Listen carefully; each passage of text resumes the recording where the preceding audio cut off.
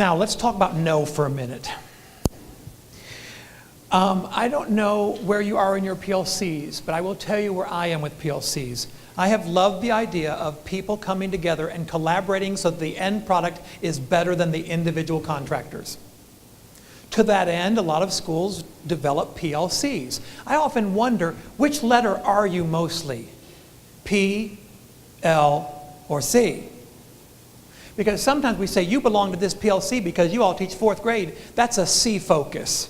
Since we are already in this neighborhood, we're a PLC. Sometimes PLCs can be about learning. I'm in a PLC that is working on engagement because I want more engagement in my classroom. So I'm on a PLC that is kindergarten teachers, 4th grade teachers, a high school teacher, and a principal. So we have an ad hoc L PLC. I find a lot of PLCs don't work P. They don't work professionally. They are compliant. So a number of years ago, Rick and Becky DeFore hired Dr. Jim Garver and myself to come in because they wanted a metric to see how could we evaluate the effect of a PLC to the learner in the classroom. So we built another version of walking, but mostly this is what we learned as we started visiting schools, because they would send us to schools that had spent a lot of money and a lot of time and energy on developing the PLC concept and structuring it and scheduling it and making sure there's our agenda, and they weren't moving. So we were looking literally at dysfunction. And by looking at failure, we should be able to see what success looks like. And so Jim and I found 4 things that kept showing up. When a group of adults, well-meaning, well-intentioned, or even coerced and manipulated and captive. Either way, because that's like a family on vacation. It all sounded good when we planned it, but now we're caught. The reality is when it's not working well, one of 4 things is missing in the process. We use the acronym REAL. R stands for reflection. Reflection is hugely important in a collaborative system or in a family, because if people don't get to be heard, they go out in the parking lot and talk later. Can you imagine family members doing that? I couldn't believe it. And when we got in the bedroom, I told my wife, I was so mad about what happened. Oh, wait, I'm doing that. I should have said it when we were all sitting there in the living room instead of in the bedroom to my wife where it was safe, because she's not my issue. It's what happened just there in the card game that made me uncomfortable. So we have to have the safety to say, here's what I'm thinking. I don't want it to hurt your feelings, but I also don't want to bottle mine up. So I need to say what's truthfully on my mind. And so I see people who don't allow this to happen in their PLCs, and that's dysfunction. Or I see people who only allow this to happen. Let's just tell our feelings. We've been telling our feelings for the last 3 years in PLC. No wonder it's not working, because we're just telling our feelings. Second dysfunction, and I think this one's a really big one, really big, and that is experimentation. Do we give ourselves permission to do something that we were not sure if it will work? And this is why I get a little bothered by a school improvement plan, because sometimes it says, we will do this. Well, we don't know if that's going to work. Well, by May, it will work. You know what? A better school improvement process would be, let's check together at the end of September how we're doing. Well, what's our end goal? Don't know yet. I mean, there was some applause when I said it's hard to plan a whole week's lesson, because if Monday doesn't go the way it was supposed to, Tuesday's lesson is for naught. We have to be responsive. So I think this is this idea of we've got to say, we're going to try this. What's the definition of a hypothesis? What do we teach kids? A hypothesis is just an educated guess. Wrong definition. Wrong definition. A hypothesis is guessing and then getting educated after the guess. Make a guess and then see what you learn from that guess. And if you have to revise it, that's an educated hypothesis. If you had a hypothesis and you tried it and it was wrong, that's still an educated guess. But even when we ask kids in kindergarten or 1st grade to predict, we ask them, unfortunately sometimes, so did you find out how was your prediction right? There's no such thing as a right prediction or a wrong prediction. There is a prediction that needs to be revised or has been validated. If it was logical to start with, I'll give an example.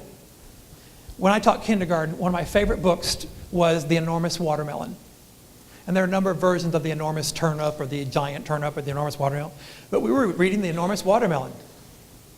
Little Miss Muffet sat on her tuffet, eating her curds and whey. And then she decided she'd rather have a garden. So she went out and planted a garden. And she toiled and toiled. She planted watermelon seeds, for that is her favorite. And over the summer, the watermelon grew and grew and grew until at the end of the watermelon, there was an enormous watermelon. Little Miss Muffet decided it was time to eat that watermelon, so she went out to the garden and she pulled and she pulled and she pulled, but she could not lift it, for it was an enormous watermelon. So the next day, her friend, Little Bo Peep, came over, and together they decided they wanted that watermelon. So together they worked, and they pulled, and they pulled, and they pulled, but they could not lift it, for it was an enormous watermelon. Sit down. So the next day, their friends Jack and Jill came together, and together the friends worked together, and they pulled, and they pulled, and they pulled, but they could not lift it, for it was an enormous watermelon. So the next day, some more friends came, the butcher, the baker, and the candlestick maker. And together the friends pulled and pulled and pulled, but they could not lift it, for it was.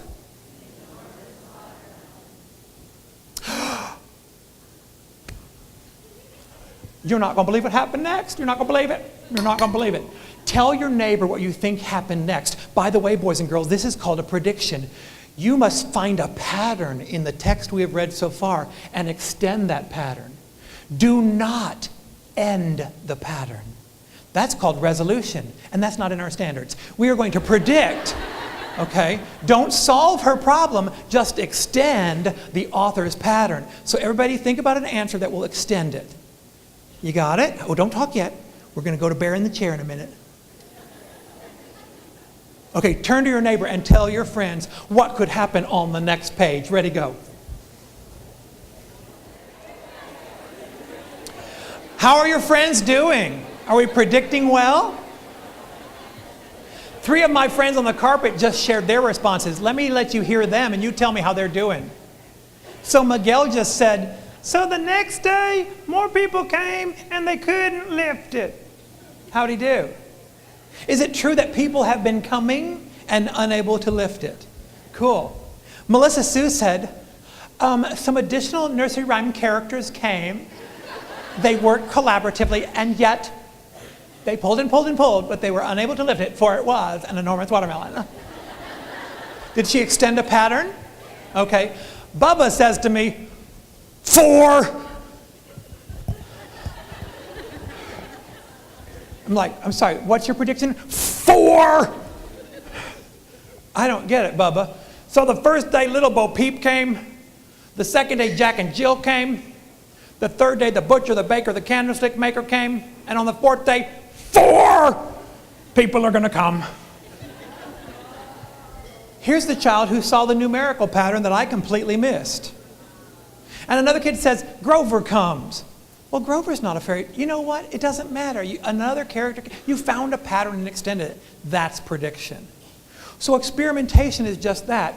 Because I know this, I think this. We don't know how it's going to work, but we are not going in illogical. We're going in logically, with reasoning.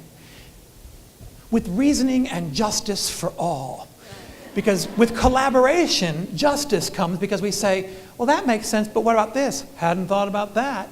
Hopefully collaboration is exponential rather than additive. Third dysfunction of dysfunctional teams is we analyze the wrong stuff. We either don't look at the right data or we analyze the wrong stuff. We have been looking at test scores forever. I have a son who's playing with the Houston Symphony, an incredible musician. If we had predicted based upon his first 3rd grade ACT-TAP exam, he'd be in prison. It's not the only measure. It's not the only data worth looking at. So we've got to figure out what is the best data to look at. And I think what we've been doing this week is trying to refocus our lens. Maybe instead of looking at how they did on the test, what are they doing today? How often are they here? Are they here? Should we quantify that, John? I don't care. Find a pattern. Find the pattern that helps you see what we need to see and celebrate that we're looking for the right pattern. Fourth dysfunction, lesson design / redesign. That laminated doesn't mean done. That because something's working well doesn't mean it couldn't be better. At the same time, we should say, should we make this better? No. Leave it alone. It's working, and the energy it would take to make it better and the very minimal return we might get from making it more cognitive or engaging is not worth it. I love when Dan talked about not knowing math facts. I have a confession to you. I don't know my sevens. I do not know my sevens because my mother had a hysterectomy. No, you're wondering, I know. So when I was in the 3rd grade, the week we got to 7, my mother had to go in for an emergency hysterectomy, and I stayed with my grandmother and didn't go to school for a week. Because of my mother's ovaries,